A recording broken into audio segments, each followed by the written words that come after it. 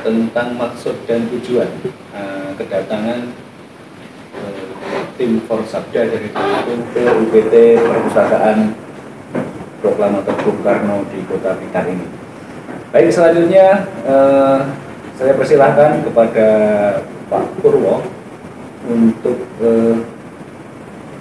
istilahnya menerima atau menerima pasrah tadi. Istilahnya materi atur pasrah. Assalamualaikum warahmatullahi wabarakatuh. Alhamdulillahirabbil alamin, shalatu wassalamu ala asyrofil anbiya'i wal mursalin wa ala alihi washabihi ajmain. Yang saya hormati para sepuh dari Forsabda, Pak Teguh, Bapak Lamidi. Sepertinya saya tidak asing lagi terhadap panjenengan ini ya. Pertama-tama aliran air yang menghidupi kita sama, aliran anak sungai Brantas, angin yang bertiup juga sama dari pantai selatan. Sehingga ketika ketemu dari sedulur-sedulur Tulungagung ya saudara-saudara kita sendiri, tidak ada bedanya. Jadi kalau kita hari ini ketemu sebenarnya satu hal yang memang hari ini ditakdirkan Allah kita bisa bertemu untuk lebih mengakrabkan silaturahmi kita bersama. Pertama-tama juga terima kasih atas perhatian bapak-bapak, ibu-ibu, sehingga pada malam ini kita bisa bersama-sama di sini. Hubungan yang penting di antara kita adalah bagaimana kita bersama-sama untuk terus melestarikan pemikiran-pemikiran Bung Karno yang tadi oleh Pak Teguh diaturakan bahwa kalau telah kita belajar akan perlu waktu yang cukup lama, itu iya. Karena emang sejak usia 16 tahun beliau sudah mulai berkarya. Kalau dihitung-hitung 16 sampai 70 itu berapa tahun? Dan dari waktu ke waktu dan ada ratusan artikel yang sampai sekarang juga masih ada belum ketemu. Ada yang menyebut-nyebut juga bahwa ada satu samping di bawah bendera Revolusi 1 ada di bawah bendera 2. Ada bendera Revolusi 3 itu juga misterius katanya di negara luar.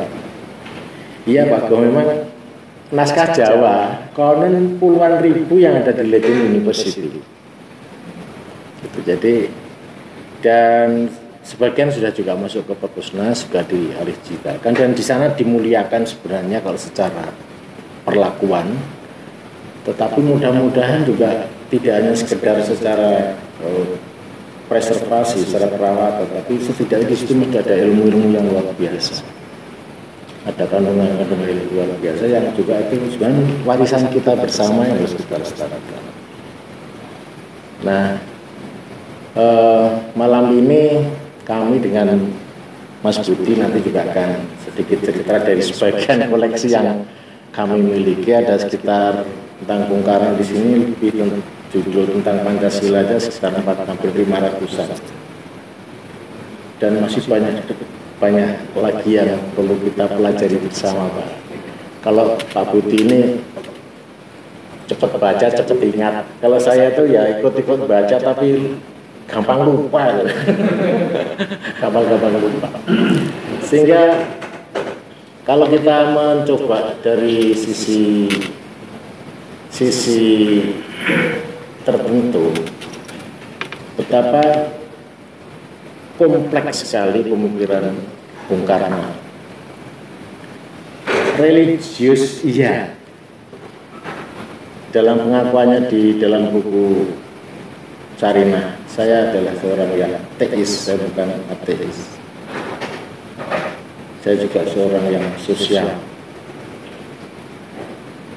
Dan betapa luar biasanya perjalanan diplomasi beliau ke luar negeri untuk semakin memperkokoh keberadaan agama Islam dengan diketemukannya makam Al-Bukhari kemudian dibukanya masjid di Leningrad yang sampai sekarang itu menjadi istimewa kalau orang Indonesia ke sana. Dan masih banyak lagi jasa-jasa beliau terkait dengan kemerdekaan negara-negara di Asia maupun negara-negara di Afrika, sehingga nama beliau diabadikan di berbagai kota, baik terutama nama jalan ada di Maroko, ada di tempat lain, termasuk di Saudi kita kenal ada pohon Soekarno yang juga itu menjadi penanda betapa luar biasa hubungan beliau pada zamannya, sehingga ada 3 tokoh kita memiliki Bung Karno atau kita sebut nama tengahnya Karno, ada Amerika punya Kennedy, kemudian ada juga waktu itu Rusia dengan Khrushchev. 3 tokoh besar yang saling berebut bagaimana semuanya ingin dekat dengan Bung Karno. Tapi Bung Karno sangat pandai memainkan diplomasinya sehingga mendapatkan banyak simpati karena keluasan dalam bergaul, kemudian wawasannya yang luar biasa, setidak-tidaknya menguasai bahasa asing yang kita tahu ada Belanda, Jerman, Inggris, Prancis. Ini yang sekarang juga perlu menjadi refleksi kita semuanya agar generasi kita juga menguasai juga bahasa asing untuk mengetahui kultur budaya dari luar, karena bahasa teknologi kan dari luar. Kalau kita tidak menguasai ya kita selamanya tidak akan mampu menjadi Islam. Kemungkinan nanti atau rencana Budi akan membahas tentang salah satu buku yang ditulis oleh Bung Karno, Mencapai Indonesia Merdeka, Mencapai Indonesia Merdeka. Ada 3 tokoh yang patut kita ingat. Siapa saja yang pernah berbicara tentang kemerdekaan Indonesia. Yang pertama adalah Tan Malaka, kemudian yang kedua Hatta, yang ketiga adalah Bung Karno sendiri dalam bukunya Mencapai Indonesia Merdeka. Kalau kita membaca dalam buku itu sekilas atau lebih dalam akan disampaikan rasa-rasanya kita menangis. Nenek moyang kita saat itu hanya berpenghasilan 8 sen satu hari untuk satu keluarga. Bung Karno menggunakan studi semacam studi jurnalistik, dicitrakan cukup banyak di berbagai majalah bagaimana orang lebih suka di penjara karena agar bisa makan. Kedua, ada yang rela menjual anaknya sekedar untuk menyambung hidup. Jadi rasanya benar-benar luar biasa penindasan pada bangsa kita. Meskipun di kemudian ada politik etika dan seterusnya, tapi mau tidak mau kolonialis tetap menghisap,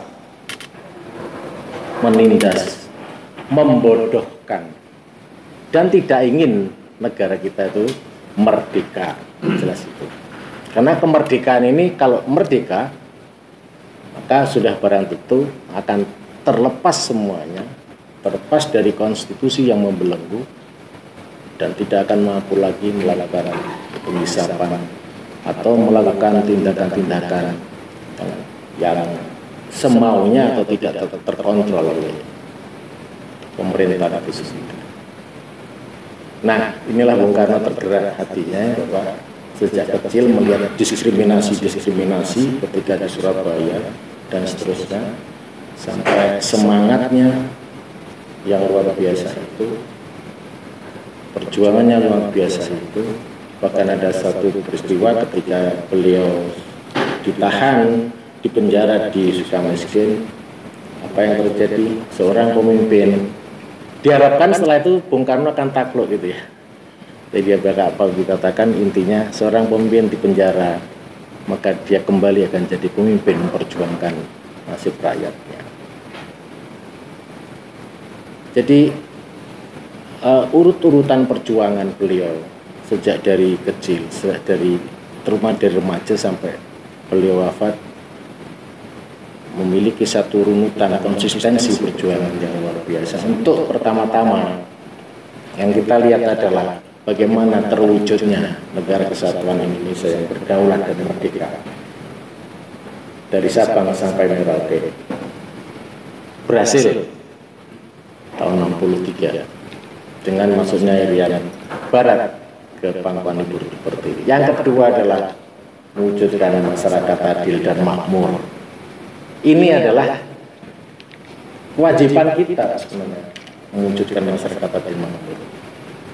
Dan konsep-konsep itulah yang juga dituangkan terutama dalam satu rumusan yang luar biasa menjadi dasar negara di dalamnya adalah Pancasila. Dan kalau kita urai sedikit itu beberapa pembuka kami, Pak. Baik, saya akan kembali bahwa Ibu Kepala UPT menyampaikan terima kasih atas kehadiran tokoh-tokoh sekalian ke sini, dan ini mudah-mudahan menjadi penyambung silaturahmi kita bersama di kemudian, karena Tulungagung dan Blitar dihubungkan oleh sejarah, pertalian sejarah. Berbicara Bung Karno tidak bisa lepas dari Tulungagung, karena kakeknya, pengasuhnya dari Tulungagung. Kemudian yang kedua, ya kedekatan emosional, kedekatan kultur antara Tulungagung dan Blitar tidak bisa dilupakan. Kita adalah satu wilayah, satu area di Jawa Timur Selatan. Disinilah, di area-area inilah lahir tokoh-tokoh yang luar biasa, dan kita harus bangga terhadap hal itu, dan kita lah yang terus menguri-uri tadi berupa betul atau berdoa agar jangan sampai suatu saat kita akan kehilangan. Suatu saat kita akan belajar ke negara lain, karena ternyata gamelan dan sebagainya lebih diminati di negara-negara bawah. Kita nanti diuraikan lebih panjang oleh Mas Juni. Kita bergerak karena kesengsaraan itu. Kita bergerak karena ingin hidup yang lebih layak dan sempurna. Kita bergerak bukan karena ideal saja. Kita bergerak karena kita ingin cukup makanan, ingin cukup pakaian, ingin cukup tanah, ingin cukup perumahan, ingin cukup pendidikan. Pendek kata, kita bergerak karena ingin perbaikan nasib di dalam segala bagian dan cabang-cabangnya. Ini salah satu ungkapan Bung Karno dalam mencapai Indonesia Merdeka.